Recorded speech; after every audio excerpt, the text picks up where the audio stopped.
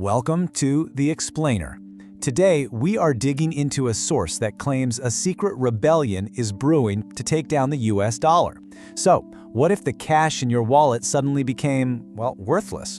The source material we're looking at kicks off with a really jarring scene. Just imagine it. You walk up to a counter to buy something, you pull out your cash, and the person just says, "Sorry, we only take the R5." Right away, it throws you into a world where the dollar is no longer king. But here's the thing. That little fictional moment, it isn't just pulled out of thin air. The source uses it as a hook for a very real event, the unveiling of a brand new symbolic banknote in Kazan back in 2024. And that leads us to the big question for today. What in the world is the R5? And more importantly, according to this source, what kind of story does this one piece of paper tell about a massive, maybe even seismic shift in global money? Okay, so let's start with Exhibit A in this whole theory. It all centers around this mysterious new banknote. Now, according to the text we're analyzing, this thing isn't money you can actually spend. Not yet, anyway. Instead, it's presented as a symbol. Think of it like a secret handshake, a quiet signal of a hidden deal between some very powerful countries to work around the US dollar.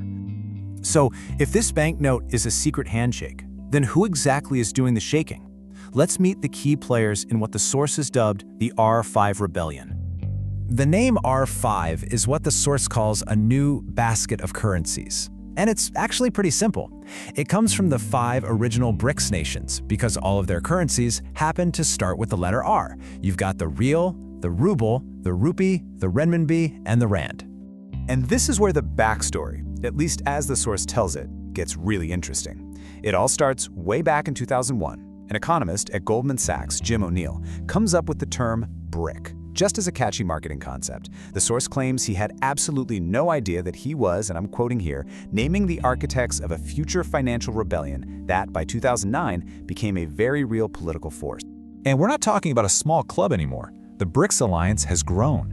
It now includes 11 nations, which is a massive chunk of the world's population and its economy. The source argues this isn't some distant threat.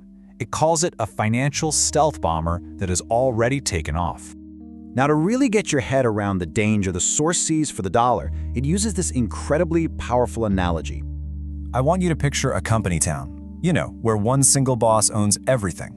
The houses, the store, everything. And he even prints his own money. If you want to buy food, pay your rent, do literally anything, you have no choice but to use the boss's special money.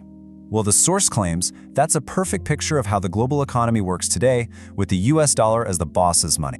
And right here, this is the core of the conflict, the real aha moment in the source's argument. It's the boss's system versus what the townspeople are building. On one side, everyone has to use the boss's script for global trade. But on the other, you've got a group of townspeople who've decided, you know what, we're going to build our own shop, use our own money, and cut the boss out of the loop completely.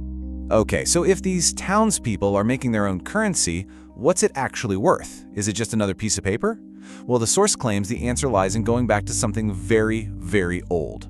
And this is a crucial claim. The source argues that this new R5 system isn't just floating on its own, it's secretly backed by gold.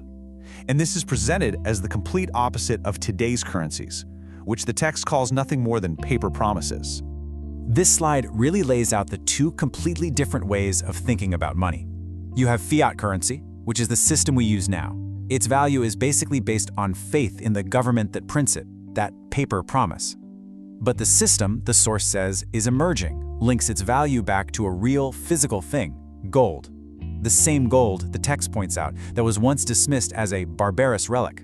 So after laying out this whole dramatic theory, the secret alliance, the new money, the return to gold, the source doesn't just stop there. It basically says, if the company town is headed for a revolution, the townspeople better have a plan. And that brings us to its survival playbook, which we're presenting here neutrally as the final part of its story.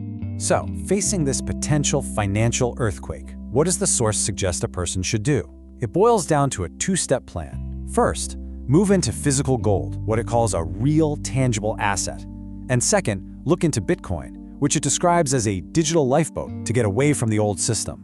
And there you have it, the R5 Rebellion, as laid out by our source. A secret plot to unseat the dollar, a return to gold, and a playbook for how to prepare. But is this a real glimpse into the future of money, Or is it just a really compelling, provocative theory? Well, that's the question we're going to leave with you.